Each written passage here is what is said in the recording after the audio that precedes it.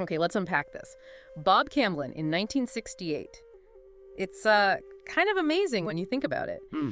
Here's this artist, right? He's exhibiting his work, pretty standard stuff in one sense. Yeah. But then he's also down on a Galveston beach co-organizing this construction destruction happening and filming it. Right, filming it. That's a key part. And at the same time, back in Houston, his wife, Bonnie, she's running a salad bar at a gallery. Okay. But wait for it, it features handmade sandals. Handmade sandal. Yeah, doesn't that just paint a picture? Such unexpected creative energy packed into 1 year. It really does. And what's particularly insightful, I think, about those, well, seemingly different threads, Mm-hmm. the formal shows, the experimental happening, even the sandal salad bar, All right. is what they tell us about how artists were sort of engaging with the world in 1968. Exactly. So yeah, we're diving into this specific year, 1968, through the lens of Bob Camblin. He was an artist, a professor at Rice University, and we're using a couple of sources here. One's more of a historical overview.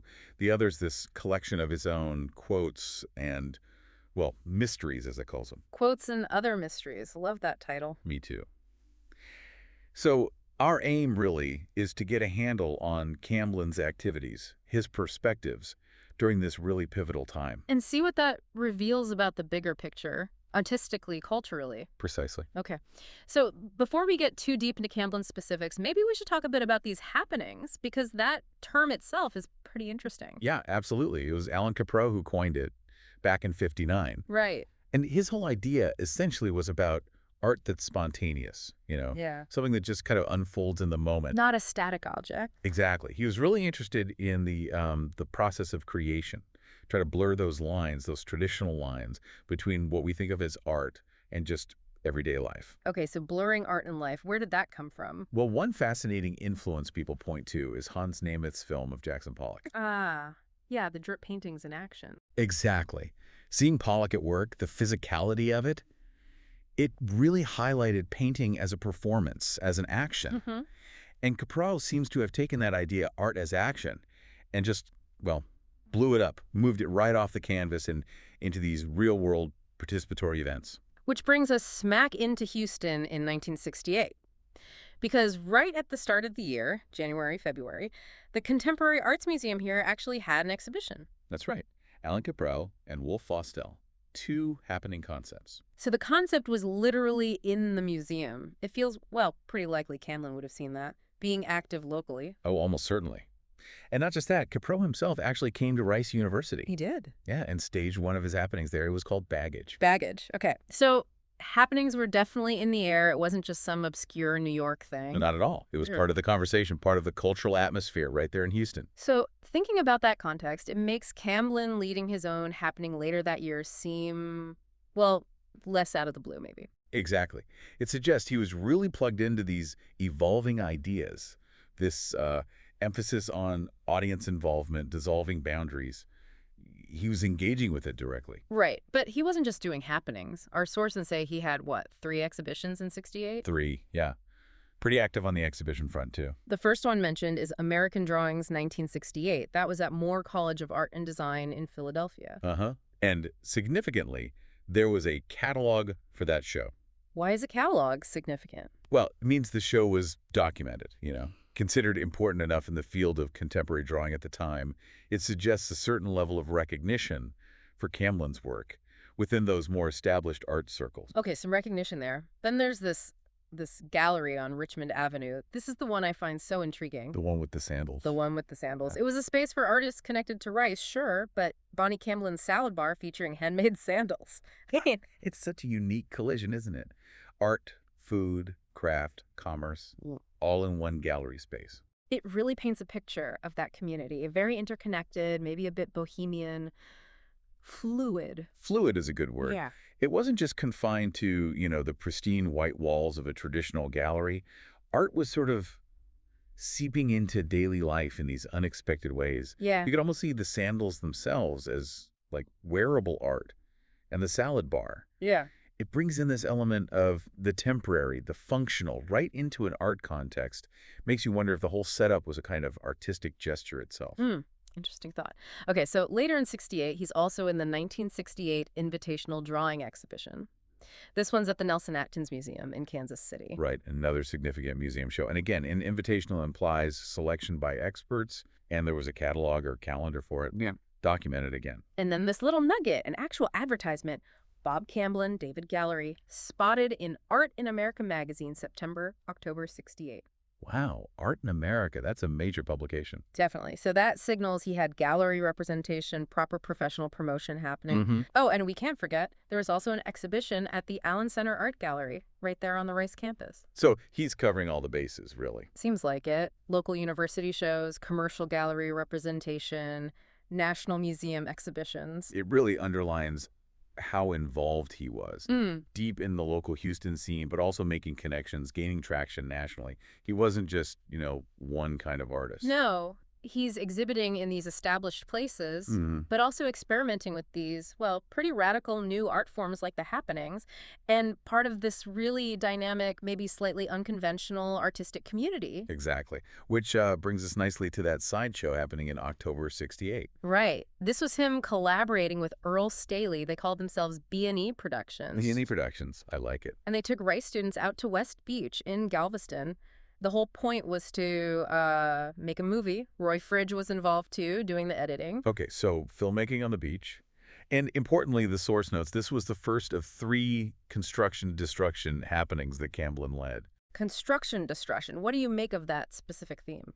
Well, it's provocative, isn't it? Yeah. It moves maybe beyond the purely spontaneous feel sometimes associated with happenings. It suggests a more directed, perhaps performative act. Building something up only to tear it down and filming it. There's a statement in there somewhere. Yeah. And the write-up in the Rice Thresher, the student newspaper, really captures the vibe. Oh, yeah. What did it say? It described the event, this was on October 27th, as an experience in extracurricular intermediate discipline, a construction-destruction event to be filmed on the beach, another B&E production, a real Lowell film. Intermediate discipline. That's fascinating phrasing for 68. Isn't it? It sounds like they were consciously trying to blend different art forms, performance, sculpture maybe, film, really pushing those boundaries. Absolutely. And calling it extracurricular frames it as outside the standard academic structure, even though it involves students and faculty. And they planned a world premiere of Sideshow, starring the Rice students, right there in Brown Commons at Rice. A world premiere on campus. Love it. And apparently later on, even Larry McMurtry, the writer, got involved in a second edition with Staley and Camblin. McMurtry. Wow. That really highlights the collaborative energy, doesn't it? Yeah. And that crossing of disciplines. Again, visual artists working with a novelist. Definitely shows it wasn't just artists in isolation. It was about like collective exploration, challenging those old ideas of what art is, how you make it. Yeah. Of course, 1968. It wasn't just about art experiments. That spring was just heavy. Incredibly heavy. You had the assassinations, Martin Luther King Jr. in April, Robert Kennedy in June. And the attempted murder of Andy Warhol also in June. Right. These weren't just news events. They were profound shocks, shifting the cultural, the political landscape in really deep ways. And how did this connect to Camblin personally? The source mentions something. Yeah, it notes that he reacted to these events by pulling further away from organized religion, which suggests these huge societal upheavals were hitting him on a really personal level, affecting his beliefs, maybe his whole worldview. It makes sense. The world felt like it was coming apart at the seams in some ways. Artists, who are often so attuned to things. They reflect that or respond to it in their work, in their lives. It's almost unavoidable. And then later in the year, December 68, you have this completely different kind of major event. Apollo 8 orbiting the moon. That image of Earthrise. Yeah. So it's this weird mix, isn't it? Social turmoil, violence, but also this incredible moment of technological achievement, human aspiration. A juxtaposition is absolutely key to understanding the era, I think. Deep anxieties and tragedies on one hand, and these moments of like collective wonder on the other. And artists like Camblin were right in the middle of it, navigating this really complex, often contradictory environment. It's interesting, too, how this period saw a big change right there at Rice in the art department. Right. The Institute for the Arts, which included art history, moved over from the University of St. Thomas. That was 68, 69. That must have shaken things up. A whole new group of people, different perspectives coming in. Definitely. It would have brought this, well, substantial influx of new ideas, new energy. Suddenly you've got the studio art faculty, Camblin, Staley, David Parsons, John O'Neill. Oh. Working alongside this expanded group of art historians, that kind of mix, that interdisciplinary environment, it often sparks new thinking, new collaborations. And speaking of collaborations, this is when Camblin and Staley really cemented theirs as B&E Productions. They got a studio together on Oakley Street. Yeah, the source specifically says this set up a pattern of working together that yielded rich results over the next 4 years. So getting the studio formalizing B&E, it sounds like a very conscious decision to really pursue these joint projects. It does. It highlights how important that dialogue, that shared creation, was for them during this period. And the sideshow happening seems like a perfect early example of that spirit in action. Okay, let's switch gears slightly and look at these quotes from Camblin himself from that Quotes and Other Mysteries document. Right. These offer such a fascinating sort of peek inside his head. Mm-hmm. Not necessarily tied only to 1968, but they give us a sense of his thinking around this time and beyond. Yeah. One that jumped out at me was, fortunately, some things remain forever, or another 10 years, perhaps? I love that one. There's hope, but also this really wry, maybe realistic grasp of impermanence. Like forever, maybe. It feels very fitting for the 60s somehow. So much change happening so fast. It does. It suggests a mind that's, both optimistic and acutely aware of how temporary things often are. Here's another. Look into the atom, you get what you need. Look into magic and you get what you need. Philosophy and art are in both. See, that's brilliant. He's connecting these things people usually see as opposite science and magic, philosophy and art. He doesn't see them in opposition at all. No. He sees them as like different ways of getting at fundamental truths, different lenses. And that openness, that willingness to draw from diverse fields, you can see how that would inform his art, right? Mm-hmm. The happenings, the drawings, all of it. Absolutely. Then there's this longer one. It feels almost like a manifesto, a personal philosophy. Which one?